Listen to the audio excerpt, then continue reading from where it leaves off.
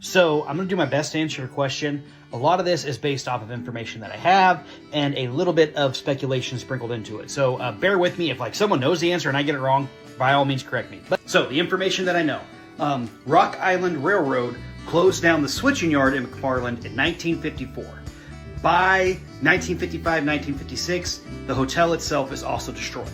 What else happens in the United States in 1955, 56, or from 54 to 56? Well, you have the United States government passing the Interstate Highway Act. McFarland's about a mile from where I-70 is today, so part of the reason they probably tore it down, and part of the reason why it doesn't exist anymore, is because the railroad didn't want to pay to repair it, because the railroads were going through a bit of a financial struggle at the time.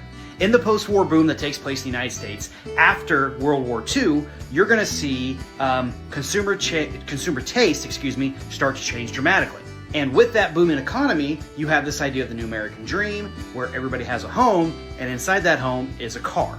Automobile transport is going to quickly outrank rail transport as the #1 way people get from one side of the country to the other. The interstate system reflects that need for people to be able to get to cities, towns, to move goods, to move items, and to move things from one place to another by automobile instead of by train.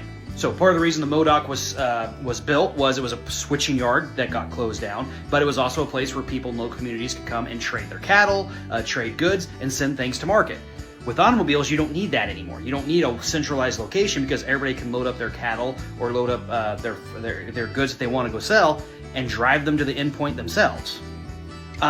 Some things I've read and some people I've talked to have said it kind of started to fall into disrepair and it might not have been worth repairing. I don't know if that's true or not. A lot of people will tell you that the Modoc burned down. That is not true. There was another station, there was another building where the Modoc is that was kind of just like a chow house is what they called it, or like a place where they could stop and get food. It did burn down, but it burned down in 1911, which is what led them to building the Modoc.